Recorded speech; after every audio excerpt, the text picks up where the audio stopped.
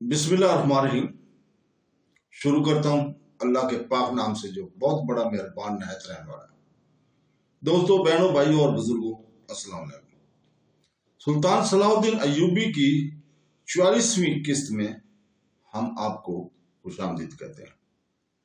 تو دوستو، کل ہم بیان کر رہے تھے کہ امیر قطب الدین بن حسان جو قاصد بن کر سلطان صلاح الدین ایوبی کی خدمت میں حاضر ہوا تھا، تو وہ واپس جانا چاہ رہا تھا۔ تو تیسرے دن صلاح الدین ایوبی نے امیر قطب الدین حسان کو تنہا کمرے میں بلایا۔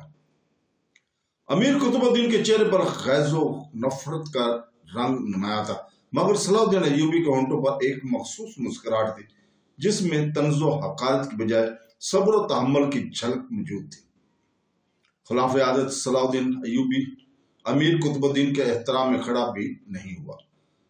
سلطان ملک سالہ کے سفیر خاص کو اب نجوبی اندازہ ہو گیا تھا کہ سلطان صلاح الدین ایوبی اسے مسلسل نظر انداز کر رہا ہے، اس لیے وہ بھی کھڑا ہو رہا اور اس نے اسی حالت میں وہ خط صلاح الدین ایوبی کی طرف بڑھایا جو حلب کے تمام امراء کے مشورے سے تحریر کیا گیا تھا۔ اسے پڑھ کر اور فوراً جواب دے۔ امیر قطب الدین حسان نے صلاح الدین ایوبی کو مخاطب کیا جیسے کوئی آقا سخت نفرت اور غضب کے عالم میں اپنے غلام کو پکارا۔ صلاح الدین ایوبی نے مسکراتے ہوئے امیر قطب الدین کے ہاتھ سے خط لیا اور بیٹھے بیٹھے بلند آواز میں خود ہی پڑھنے لگا۔ جن تلواروں نے تجھے مصر کا مالک بنایا تھا وہ ہمارے ہاتھ میں ہے، اور جن نیزوں کی مدد سے تو مصر کی عمارتوں پر قابض ہوا وہ ہمارے کندھوں پر ہے۔ جن لوگوں نے تجھے مصری لشکر سے بچایا تھا اب وہ تجھے دمشق سے نکالیں گے۔ اگر تو اپنی خاندانی حیثیت بھول گیا ہے تو ہم تجھے یاد دلائیں کہ تو سلطان نور الدین زنگی کے غلاموں میں ایک ادنا سا غلام تھا اور تجھ پر اپنے آقا زادے کی اطاعت فرض تھی۔ خط پڑھنے کے بعد صلاح الدین ایوبی نے ان موروں کو بہت غور سے دیکھا جو خط پر ضبط کی گئی تھی۔ یہ تمام موریں حلب کے امراء کی تھی، ان میں کوئی مور سلطان ملک سالہ کی نہیں تھی۔ تو نے خط پڑھ لیا۔ امیر قطب الدین حسان کا لہجہ بدستور ذلت امیز تھا۔ اس سے پہلے کہ میں حلب کا رخ کروں تو اپنے گھوڑے کی لگامیں مصر کی طرف موڑ لے۔ صلاح الدین ایوبی نے فوری طور پر کوئی جواب نہیں دیا، پورے اطمینان کے ساتھ اس خط کو چھوٹے چھوٹے ٹکڑے کرتا رہا۔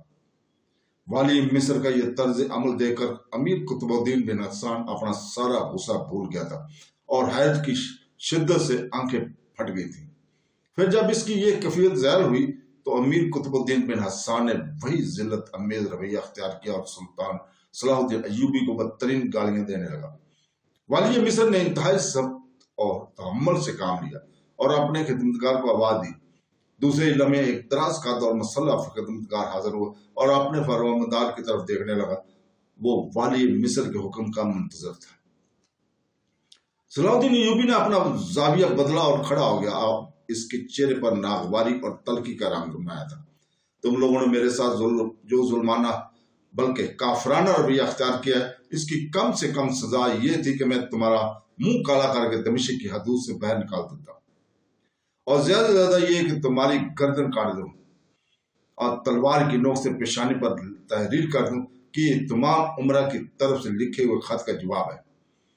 اتنا کہہ کر صلاح الدین ایوبی کمرے سے جانے لگا، پھر یکا یک پلٹا اور امیر قطب الدین بن حسان کو انتہائی تلخ لہجے میں مخاطب کر کے بولا، اپنے اعلیٰ نسب ساتھیوں کو بتا دینا کہ آئندہ اس غلام زادے کی زبان نہیں تلوار بات کرے گی۔ یہ کہہ کر سلطان صلاح الدین ایوبی تیزی کے ساتھ کمرے سے نکل گیا اور امیر قطب الدین حسان پر سختی کی اتنی شدت کیفیت طاری ہوگی کہ وہ پتھر کا انسان کھڑے کھڑے نظر آنے لگا۔ پھر جیسے ہی امیر قطب الدین دمشق کی حدود سے باہر نکلا، ایک برق رفتار قاصد داخل ہوا۔ یہ مصر کے سالار عبداللہ قریش کا خصوصی خط لے کر آیا تھا۔ صلاح الدین ایوبی نے اپنی عدم موجودگی میں مصر سے دمشق کا سفارتکار کا زبردست انتظام کیا ہوا تھا۔ اسے اپنی مملکتی کی تازہ ترین خبریں بار وقت موصول ہوتی رہتی تھی۔ سالار عبداللہ قریشی نے اپنے خط کے ذریعے شاہ یروشلم اموری کے مرنے کی خبر دی تھی۔ صلاح الدین ایوبی اپنے ذاتی دشمن کی موت پر بھی خوش نہیں ہوا کرتے تھے، مگر شاہ اموری نہایت معتصب اور سب سے بڑا اسلام دشمن حکمران تھا، اس لیے اس کی موت پر صلاح الدین ایوبی کو کسی قدر خوشی ہوئی اور بے اختیار اس کی زبان سے یہ قرآنی آیت ادا ہوئی جس کا ترجمہ ہے، ہم تیری ہی عبادت کرتے ہیں اور تجھ سے ہی مدد چاہتے ہیں۔ شاہ اموری کی موت کی ایک ناگہانی موت تھی۔ اسکندر اور بانیاس میں صلیبیوں کی شکست فاس سے شاہ یروشلم کو شدید صدمہ پہنچا تھا۔ پھر اس نے کاہن بطریق کو تنہائی میں طلب کر کے اس شعبدہ باز سے پوچھا تھا، جب سے تو فرانس چھوڑ کر یروشلم آیا مسلسل صلیبیوں کی فتح کو پیشین گوئیاں کر رہا ہے، مگر عیسائی لشکر ہر محاذ پر شکست کھا رہے ہیں، یا تو تیرا علم جھوٹا ہے یا تو یسوع مسیح کے نام پر ہم لوگوں کو بیوقوف بنا رہے ہیں، یا پھر یہ تیرے منحوس قدموں کا اثر ہے کہ صلیبی مسلسل مسلمانوں سے مار کھا رہے ہیں۔ کاہن بطریق نے اپنی جان بچانے کے لیے بہت بہانے تراشے، مگر شاہ یروشلم اموری نے کاہن بطریق کی ایک نہیں سنی اور اسے قید خانے میں ڈالتے ہوئے کہا، اگر واقعی تیرے اندر روحانیت ہے تو قید خانے کے دروازے اور پیروں داروں میں پڑی ہوئی زنجیریں توڑ کر دکھا۔ کاہن بطریق نے شاہ یروشلم کو بہت ڈرایا کہ وہ اس کے دل آزاری سے باز آ جائیں، ورنہ خداوند یسوع مسیح شہنشاہ کو معاف نہیں کریں گے۔ شاہ اموری نے بطریق کی باتوں کا کوئی اثر نہیں قبول کیا اور اس پر سخت پہرے بٹھا دیے۔ شاہ یروشلم بطریق سے اس قدر ناراض تھا کہ اگر درمیان میں شہنشاہ فرانس لوئس ہفتم نہ ہوتا تو اب تک وہ اسے جھوٹے کاہن کو قتل کروا چکا ہوتا۔ شاہ اموری بہت ہوش پرست اور بلا نوش انسان تھا۔ ایک دن اس پر وحشت طاری تھی۔ صلاح الدین ایوبی نے اسکندریہ اور بانیاس کے معاذوں پر اس سے جس طرح ذلیل کیا تھا، ان دونوں واقعات نے عیسائی دنیا میں شاہ اموری کی ساکھ کو شدید نقصان پہنچایا تھا۔ شہنشاہ جرمنی کانرڈ سون، شہنشاہ فرانس، شاہ قسطنطنیہ اور انگلستان کی ملکہ علیزا نے اموری کو کم و بیش ایک ہی مضمون کے خطوط تحریر کیے تھے اور لکھا تھا، تم نے یروشلم کی تخت نشینی کے وقت تمام عیسائی دنیا سے وعدہ کیا تھا کہ تم بہت جلد مسلمانوں سے صلیبی جنگوں کی شکست کا انتقام لوگے۔ اس سلسلے میں تمہیں ہر قسم کی جنگی اور مالی امداد بھی فراہم کی جاتی رہی، مگر تم اپنے وعدوں کی تکمیل نہ کر سکے، بلکہ تمہارا وجود صلیبیوں کی رسوائی کا سبب بنتا جا رہا ہے۔ تم نے یہ بھی کہا تھا کہ سلطان نور الدین زنگی کی موت کے بعد اسلامی راستے عیسائیوں کے لیے ایک ترانہ ثابت ہوگی، ایک نوالہ ثابت ہوگی، مگر تم صلاح الدین ایوبی جیسے نات تجربہ کار سالار سے 2 بار شکست کھا چکے ہو۔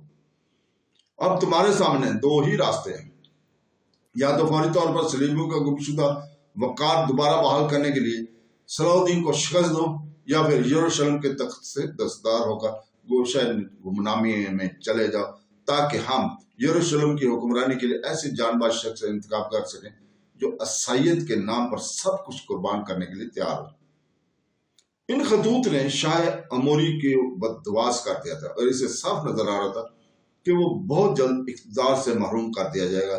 اس اذیت ناک احساس سے نجات پانے کے لیے اموری دن رات شراب کے نشے میں غرق رہتا تھا۔ پھر ایک دن شدید سردی کے موسم میں شاہ اموری نے معمول سے زیادہ شراب پی لی اور اپنا اضطراب اور دور کرنے کے لیے کھلی ہوا میں محل کی چھت پر ٹہلنے لگا۔ پھر اچانک اس پر بے وقت سر سام اور فالج کا خوفناک حملہ ہوا۔ طبی امداد پہنچائی گئی، مگر دوسرے دن شاہ اموری مسلمانوں کو صفات دینے اور مکہ معظمہ اور مدینہ منورہ پر قبضہ کرنے کی خواہش دل میں لیے اس دنیا سے رخصت ہو گیا۔ اموری کے انتقال کے وقت اس کا بیٹا بمشکل 10-11 سال کا ہوگا، اس کو تخت پر بٹھا دیا گیا۔ بڑا عجیب اتفاق تھا۔ مسلمانوں میں سب سے زیادہ طاقتور حکمراں سلطان نور الدین زنگی تھے، اور اس انتقال کے بعد ان کے بیٹے ملک سالہ کی عمر بھی 11 سال تھی، اور شاہ اموری کی ناگہانی موت اور سلطان ملک سالہ کا آسرائے حلب کے فریم میں آ جانا وہ بہت بڑے واقعات تھے جس نے تاریخ کا رخ ہی موڑ دیا۔ امیر قطب الدین بن حسان کے جاتے ہی سلطان صلاح الدین ایوبی نے اپنے چھوٹے بھائی ملک عادل کو دمشق کا نگران بنایا اور خود 1000 جان بازوں کا دستہ لے کر شام کی طرف روانہ ہوا۔ پھر اس نے برق رفتاری کے ساتھ آگے بڑھ کر حمص پر قبضہ کر لیا۔ حمص کے قلعے دار نے وفاداری کے حلف اٹھایا تو صلاح الدین ایوبی ہما کی طرف بڑھا۔ ہما کا قطع دار اس رات سے واقف تھا کہ سلطان عادل صلاح الدین ایوبی کو کس قدر چاہتے تھے، اس لیے وہ نیاز مندانہ انداز میں بہر آیا اور قلعہ صلاح الدین کے حوالے کر دیا۔ گمشتگین اور دوسرے غدار عمرہ کے ساتھ سلطان ملک صالح کو بھی صلاح الدین ایوبی کی پیش قدمی کی خبریں مل رہی تھی، اس لیے سب کے ساتھ پریشان نظر آتے اور مسلسل سوچ رہے تھے کہ اس طوفان کو کیسے روکا جائے۔ ہما پر قابض ہونے کے بعد صلاح الدین ایوبی کے سلام امیر عزیز الدین نے عرض کیا کہ اگر آپ اجازت دیں ہمیں تو میں ایک سفیر کی حیثیت سے حلب چلا جاؤں۔ خط و خطاب کے مقابلے میں روبرو گفتگو زیادہ اثر انگیز ہوتی ہے، آخری کوشش کر کے دیکھ لیتے ہیں، ہو سکتا ہے کہ سلطان معظم ان غداروں کے نرغے سے نکل آئے اور سلطنت نوریہ تباہی اور بربادی سے بچ جائے۔ صلاح الدین ایوبی نے اجازت دے دی، مگر امیر عزر الدین جیسے ہی حلب کی حدود میں داخل ہوا اسے گمشتگین کے حکم پر گرفتار کر کے ایک اندھے کنویں میں قید کر دیا گیا۔ صلاح الدین ایوبی اپنے سفیر کی واپسی کا انتظار کر رہے تھے اور ادھر تمام غداران نے سلطنت نادان ملک صالح کو میدان میں لے آئے، جہاں ہزاروں بشیرے جمع تھے اور اپنے سلطان کی تقریر سننے کے لیے بے چین تھے۔ ملک صالح اپنے امیروں کے درمیان گھرا ہوا میدان میں داخل ہوا۔ یہ نمک حرام لوگ بڑی یاری کے ساتھ عاقبت نا اندیش حکمران کو طوطے کی طرح ایک مخصوص سبق یاد کرا کے لائے تھے۔ سلطان ملک صالح ایک اونچی جگہ پر کھڑا ہوا اور وہ رو رو کر ہجوم سے خطاب کرنے لگا۔ اے حلب کے باشندوں، میری بات غور سے سنو۔ تم میں جو بڑے ہیں وہ میرے باپ کی جگہ ہے اور جو چھوٹے ہیں وہ میرے بھائی۔ میرے والد محترم کے احسانات یاد کرو اور مجھے احسان فرموش صلاح الدین سے یہ نجات دلاؤ جو میری جاگیروں پر قبضہ کرتا ہوا حلب کے قریب آ پہنچا ہے۔ سلطان ملک صالح کی فریاد سن کے سادہ لوگ عوام بھی رونے لگے۔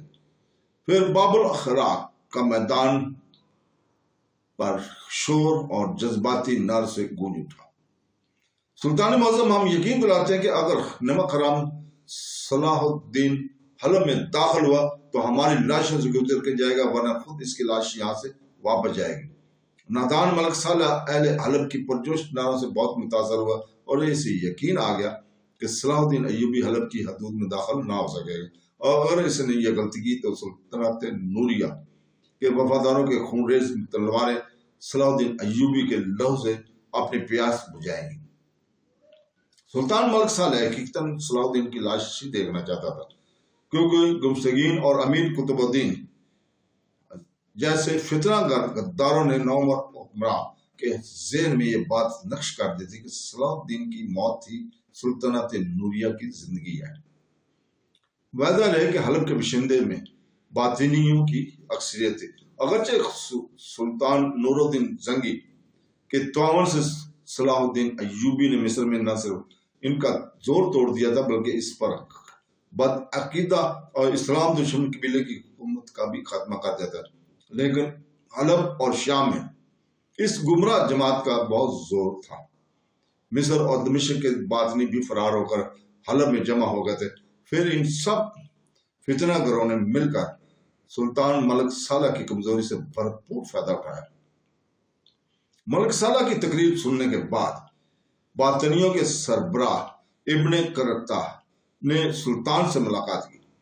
اس وقت گمشتگین اور امیر قطب الدین بن حسان کے علاوہ کچھ اور خود غرض عمرہ بھی وہاں اس محفل میں موجود تھے۔ ہم چاہتے ہیں کہ سلطان عادل نے ہماری مذہبی رسموں پر جو پابندیاں عائد کی تھیں وہ فی الفور اٹھا لی جائیں، اور ابن کرمتا نے نہایت عیاری کے ساتھ اپنی چال چلی۔ मैं वालिद मोहतरम की कायम करदा असूलों में कोई तब्दीली नहीं कर सकता। सुल्तान मलिक साला ने सोचे समझे बगैर जवाब दिया। इब्ने करमता भी बड़ा चालाक इंसान था। वो एक लम्हा जाया किए बगैर खड़ा हो गया। जब हम आजादी के साथ अपनी मजहबी रस्में अदा नहीं कर सकते तो फिर हमारा अदम वजूद बराबर है। इब्ने करमता के लहजे में शिद्दत उदासी झलक रही थी। सुल्तान आदल ने हमें पहले ही कैदी बना चुके हैं। अब अगर सलाहुद्दीन अय्यूबी हलब में दाखिल होकर हमें कत्ल कर दे और हमारी जगीरों को आग लगा दे तो इससे क्या फर्क पड़ता है। अब हम किसी मामले में नहीं बोलेंगे। इब्ने करमता ने दरबरदार ये धमकी दे दी थी कि अगर सलाहुद्दीन अय्यूबी ने हलब पर हमला किया तो कोई बातिन सुल्तान मलिक साला का साथ नहीं देगा। ये धमकी कारगर साबित हुई। सुल्तान मलिक साला का घबरा जाना तो एक फितरी अमर था कि वो सियासत के पेचो खाम से नाशना था, मगर गुरबस्तगीन और अमीर कुतुबुद्दीन बिन हसन जैसे गर्क बना दीदा भी परेशान नजर आने लगे। बातनियों के साथ न देने का एक ही मफहूम था कि दमिश्क की तरह हलब भी आसानी के साथ सलाहुद्दीन अय्यूबी के कब्जे में चला जाए और फिर गद्दार उमरा घर के रहेंगे ना घाट के। जैसे ही इब्ने करमता जाने के लिए खड़ा हुआ, गुरबस्तगीन ने अपने इसे मुखातब करते हुए कहा, अभी बात मुकम्मल तौर पर खत्म नहीं हुई, हमें कुछ सोचने का मौका दिया जाए। आप हज़रात खूब गौर कर लें, मगर इसका ख्याल रहे कि हमारी शर्त में कोई तब्दीली नहीं आएगी। इब्ने करमता ने नरम लहजे में एक और धमकी दी, फिर इसके साथ ही कमरे से निकल गया। सुल्तान मलिक साला तो जानता भी नहीं था कि बातनी किस कदर खौफनाक लोग हैं और सुल्तान नूरुद्दीन जंगी ने इनकी मजहबी रस्मों पर पाबंदी क्यों लगाई है। लेकिन गुरबस्तगीन और दूसरे अमरा ने तजबराकार जमात की नीयतों और इरादों से खूब बाखबर थे। इन लोगों ने सुल्तान मलिक साला को मशवरा देते हुए कहा, जिस कदर जल्द मुमकिन हो इस जमात पर आयद करदा सारी पाबंदियां हटा ली जाए। हम इस वक्त सलाहुद्दीन अय्यूबी के साथ हालत जंग में है और जब फजा इस कदर संगीन हो जाए तो फिर मसलतन दुश्मन को भी दोस्त कहना पड़ता है। अगर इस जमात के लोग कौन है और वो कैसी पाबंदियां हैं। सुल्तान मलिक साला शिद्दत हैरत के आलम में अपने हर अमीर का मुंह देख रहा था। अय्यार गुरबस्तगीन ने इस मौके पर जबरदस्त हाजिर दिमागी का मुजाहरा करते हुए कहा, सुल्तान आदल ने सियासी मसले से काम लेते हुए ये पाबंदियां आयद की थी। अब सियासत का तकाजा ये है कि आप वो पाबंदियां हटा लें। जैसे ही हमारा मतलब निकल जाएगा हम सलाहुद्दीन अय्यूबी पर काबू पा सकेंगे। तो दोस्तों, वही पाबंदियां दोबारा आयद कर दी जाएंगी। ये तो शतरंज के मोरों का खेल है। हिस्बे जरूरत इन्हें बसात पर गर्दश दी जाती है, इनका मुहाज और मोर्चे बदले जाते हैं और कभी कभी इन्हें कटवा भी दिया जाता है। सुल्तान मलिक साला गुरबस्तगीन और दूसरे उमरा की इस पचीदा चाल को समझने से कासा रहा और इसी रोज इब्ने करमता को बुलाकर कह दिया कि तुम अपनी मजहबी रस्में अदा करने में मुकम्मल तौर पर आजाद हो, मगर इसके बदले में तुम्हें अपनी हुब्बुल वतनी का सबूत देना होगा। इब्ने करमता इंतहाई चरब जबान शख्स, सुल्तान मुअज़्ज़म आजमाइश की वो घड़ी तो आने दीजिए। मेरी जमात का एक एक फर्द सुल्तान के आबरू और वतन की नामूस पर कट मरेगा। फौरन ही ये खबर शाम में पहुंच गई। वहां खुफिया तौर पर एक मिशन खास बनाया गया, जी भर के शराब पी गई और बदमस्ती के आलम में नारे लगाए। अब वक्त आ गया सुल्तान नूरुद्दीन जंगी से इंतकाम लेने का। हम मलिक साले को फांसी देकर इसकी लाश चौराहे पर लटकाएंगे और सुल्तान नूरुद्दीन जंगी की कब्र खोद कर इसकी हड्डियां आग में जलाएंगे। तो दोस्तों, ये था उनका मिशन। इसके साथ ही आपसे इजाजत चाहता हूं। कल तक के लिए, कल इंशाअल्लाह ताला 45वीं किस्त में आपको खुशामदीद कहा जाएगा। कल तक के लिए इजाजत। अल्लाह हाफ़िज़।